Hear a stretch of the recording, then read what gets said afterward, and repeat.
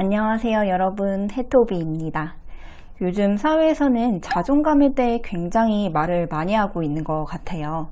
육아 프로그램에서는 부모의 자존감에 대해, 연애 프로그램에서는 상대적으로 낮은 자존감으로 발생하는 문제들에 대해서 말하고 있고, 에세이와 같은 서적이나 교육기관에서는 자존감을 향상시켜주기 위해 다양한 정보를 주기도 합니다. 그 말의 뜻은 우리가 자존감이 낮아질 수밖에 없는 사회에서 살고 있다는 뜻이기도 한 것 같아요. 주변의 자존감을 빼앗아가는 사람들이 많다는 의미이기도 하겠죠. 가족, 친구, 직장 사람들이나 선생님, 배우자, 연인 관계에서까지 말이에요.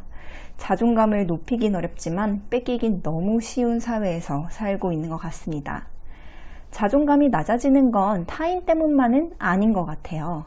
끊임없는 자기 검열과 자기 비난, 타인과의 비교, 자책 등으로 시도 때도 없이 거의 24시간 내내 작고 소소한 내 자존감을 사라지게 하고 있습니다. 자존감을 높이는 방법은 정말 간단해요. 제가 오래 고민해서 얻은 저만의 팁을 2가지 알려드리겠습니다. 첫 번째는 바로 집요하게 나를 관찰해서 내 스스로를 이해하면 됩니다. 내가 느끼는 감정이 어디서 발현된 건지, 내가 하고 있는 선택들이 단순히 다른 사람들을 따라하는 것은 아닌지, 다른 사람의 기대에 부응하기 위해 하는 것은 아닌지 계속 나를 관찰하는 거죠. 저의 경우에는 6년 동안 회사 생활을 하면서 참 헌신적으로 일을 했는데요. 지금 생각해보면 좋아하는 일도 아니었고 잘하는 일인지도 모른 채 짧으면 10시간에서 길면 한 16시간 이상 야근을 할 만큼 일을 했습니다. 나름 내가 회사에서 인정도 받는 것 같고 바쁘게 사는 모습이 남들 눈에 멋있어 보일 것 같아서 힘들었지만 멈출 생각은 못했던 것 같아요. 타인의 인정에 중독이 되었달까요? 그리고 멈추면 도태되는 것 같았어요. 저는 꽤나 주도적이고 자신감 넘치고 밥벌이는 똑바로 하는 사람처럼 느껴지는 제 자신이 좋았습니다. 이 모든 건 제가 선택을 했고 삶이 나를 살아가는 것이 아니라 내가 삶을 주체적으로 살고 있다고 믿었습니다. 근데 정말 너무 힘이 드는 거예요. 분명 내가 원하는 삶인데 우울하기도 하고 죽고 싶다는 생각까지 들었습니다. 회사를 지운 나는 아무것도 아니었고 회사를 뺀 나라는 인간만 보았을 땐 참 별 볼 일 없더라고요. 왜 이렇게 우울하고 주체하기 어려운 분노가 올라오는지 내 감정을 하나하나 해부해봤어요. 정말 솔직하게 거짓과 변명 없이 해부하다 보니까 단 하나의 생각만 남더라고요. 아, 나는 그냥 다른 사람에게 쓸모 있는 척 하고 싶었구나. 나는 주체적으로 살고 있는 척, 직장 사람들과 부모님의 기대와 인정에만 매달렸구나 라는 생각이 들더라고요. 그냥 전 타인에게 열심히 잘 살고 있는 인간이라는 타이틀을 받고 싶었던 거예요.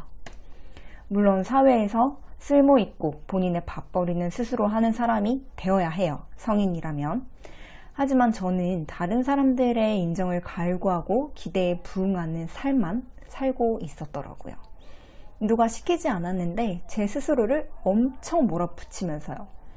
가장 중요한 내 스스로가 날 인정하거나 믿지 않고 외부의 평가에만 휘둘렸으니 감정으로는 당연히 불안할 수밖에 없었던 겁니다. 여러분, 감정은 삶의 정말 중요한 포인트예요.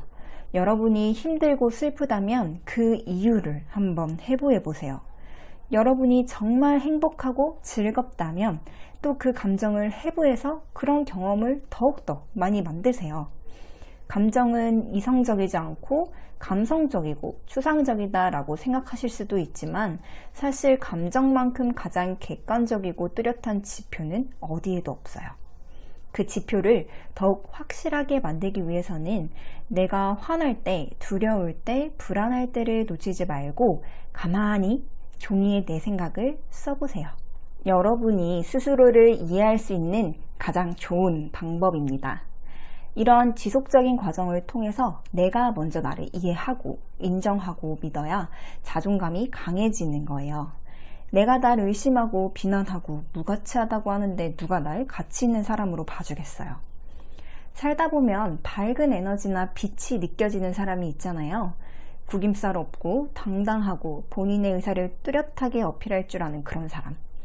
과연 그런 사람은 태어나서 단 한 번도 스스로를 자책해보거나 비난해본 적이 없을까요? 분명 있을 거예요. 내가 왜 그랬지? 내가 잘못했어. 계속 이런 생각을 수시로 할 겁니다, 그들도. 하지만 그들의 특별한 점은 절대 스스로를 버리지 않는다는 거예요. 끝까지 자기 자신을 믿어줍니다. 왜? 본인의 행동과 감정에 대해 고민해보고 차후에는 분명 개선된 사람으로 행동할 자신이 있으니까요. 그들은 타인의 감정도 자신의 감정도 회피하지 않으려고 노력해요. 정확히 봐야 할 수 있으니까요. 여러분도 자신의 감정을 쪼개고 쪼개서 관찰해보면 분명 내가 모르는 나의 생각 패턴을 찾으실 거예요. 그 패턴을 이해하고 개선하기를 반복하다 보면 이 세상 누구보다 내 스스로가 가장 믿음직스러울 것입니다. 그게 바로 자존감이에요. 자존감을 높이는 두 번째 방법은요, 바로 나의 높은 이상에 집중하지 않는 거예요. 여러분은 어두운 곳에 휴대폰 후레쉬 불빛만 켜고 걸어본 적이 있으세요? 칠흑 같은 그 어두움 속에서 아주 작은 후레쉬 빛에만 의존하며 걷다 보면 한 30cm, 50cm 정도의 앞밖에 안 보이잖아요. 너무 어둡고 무서워도 정확한 방향으로 한 발 한 발 나아가다 보면 분명 목적지에 도착하게 되죠. 한 발씩 걸어가고 있는 내 모습이 대견하기도 하고 장애물이 있지 않을까 불안하기도 하고 방향은 잃어버릴까 두렵기도 하지만 결국 최종적으로는 반드시 도착하게 됩니다. 이처럼 높은 이상에 집중하는 것보단 바로 앞 내가 할 일, 내가 해야만 하는 것과 같이 작고 소소한 것을 먼저 이루어 나가면서 자존감을 키워나가는 겁니다. 등산을 하다 보면 산을 오를 때 너무 힘들다 싶을 때 자기 발만 보면서 올라가는 것과 비슷하다고 생각해요. 아주 작은 행동에도 자기를 칭찬해주고 작은 것에 성취감과 자기 효능감을 느끼면 원동력과 동기부여까지 생기게 되는데요. 근데 이런 분들이 있어요. 내가 하는 것은 남들도 다 할 수 있는 거고 굳이 오글거리게 내 자신을 칭찬해주고 싶지 않다 라는 분들이 있는데요. 사실은 과거에 제가 이랬어요. 자기 자신을 칭찬해주는 것도 습관이거든요. 아무리 남들이 잘했다고 해도 내 스스로 이게 별게 아닌데 라고 하면 제가 앞서 말씀드린 방법이 다 소용이 없을 거예요. 꾸준히 하셔도 절대 자존감을 높이기는커녕 오히려 지치실 겁니다. 그러니 그냥 해보세요. 매일 아침 일어나기 힘들어 20-30분 꼬물거리던 내가 5분 안에 일어났다면 잘했다고 칭찬해주고 하기 싫은 공부나 업무를 투덜대면서 시작했는데 기분 좋은 마음으로 시작했다면 어제와 다른 날을 아낌없이 격려하고 칭찬해주세요. 분명 칭찬받을 만합니다. 의심하지 말고 그냥 날 칭찬해주세요. 돈 드는 것도 아니고 시간은 1초만 투자하면 되니까 뭐 손해볼 거 없잖아요.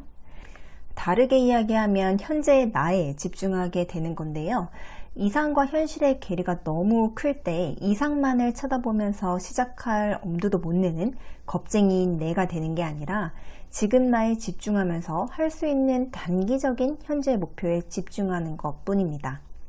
만약 이렇게 했는데 최종 목표가 너무 멀게만 느껴지고 성취감도 느끼지 못하겠다면 목표 자체를 낮게 조정하는 것도 추천드려요. 내 이상과 현실의 괴리가 너무 클 때 현실은 이상 쪽으로 올리고 이상은 현실 쪽으로 살짝 내리는 것도 단기적으로 좋은 방법이라고 생각합니다. 현실과의 타협이라기보다는 목표를 재설정할 수 있는 진짜 용기인 것 같아요. 제가 살아오면서 무너졌던 자존감을 다시 회복할 수 있었던 방법에 대해서 설명해 드렸는데요. 사실 전 지금도 매일 이 두 가지를 실천하면서 살고 있습니다. 사회에 나가면 항상 만나게 되는 자존감 헌터들에게 절대 우리 자존감을 뺏기지 않기 위해 만든 영상이고요. 여러분께 꼭 도움이 되었으면 좋겠습니다. 이 영상이 좋으셨다면 구독과 댓글, 좋아요 부탁드립니다. 안녕.